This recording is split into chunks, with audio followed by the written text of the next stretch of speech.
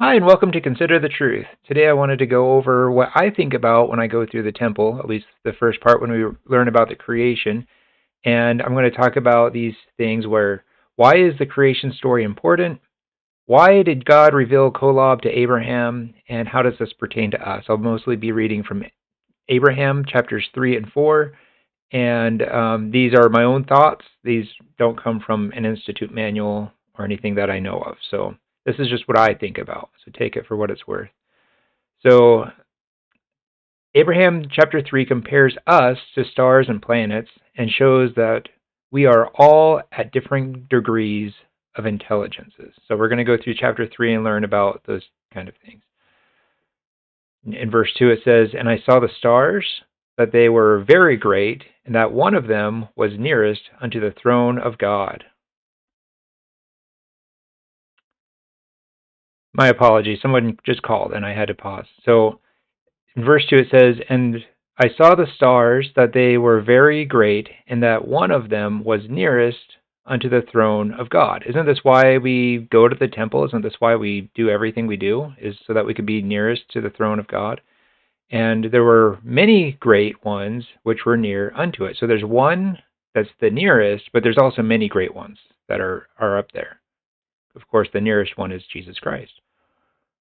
Kolob was after the manner of the Lord, according to its times. So this is after the manner of the Lord is according to its laws and order.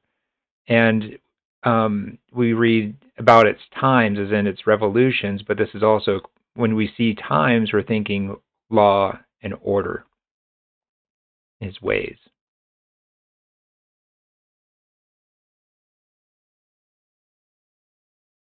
And in verse 9 it says, "And thus there shall be the reckoning of the time of one planet above another."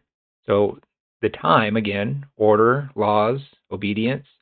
There shall the reckoning of the time of one planet above another until thou come nigh unto Kolob, which Kolob is after the reckoning of the Lord's time or order or ways, which Kolob is set nigh unto the throne of God. So this is where we want to be, to govern all those planets which belong to the same order as that upon which thou standest, the earth.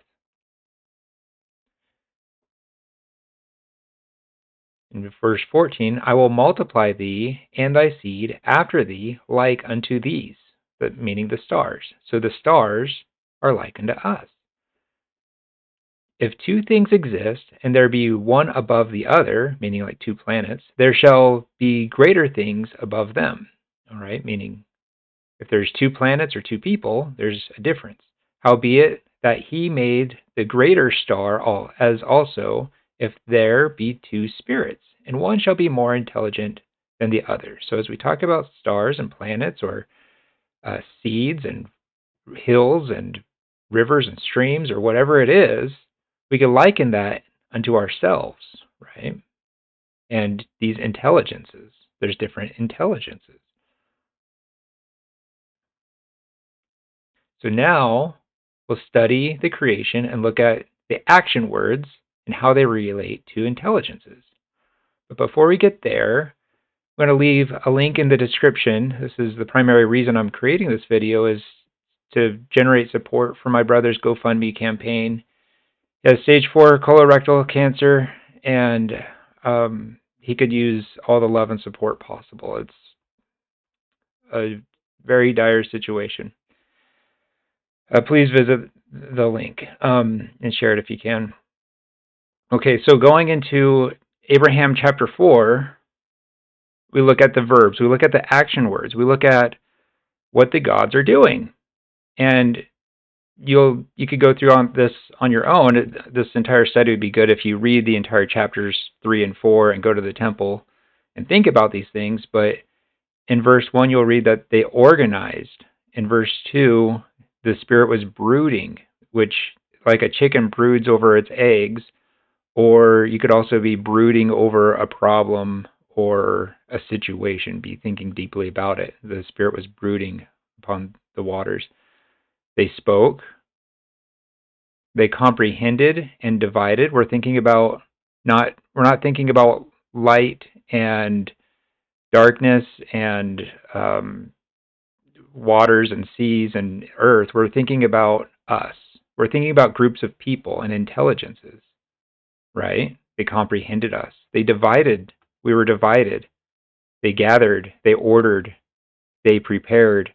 And so as you go through the temple, think about how each of these actions relates to us and our intelligence. And the whole point of going to the temple is to become more like God. And that's the great secret. That's the great secret. And I think I'll do a part two. Let's generate some momentum with this GoFundMe. I said if we had reached one of our goals, our first goal, I'd create a video. This is the first part. Our next goal is $20,000 in donations, and so I'll create part two here pretty soon. But thanks for watching. I hope you enjoyed the video.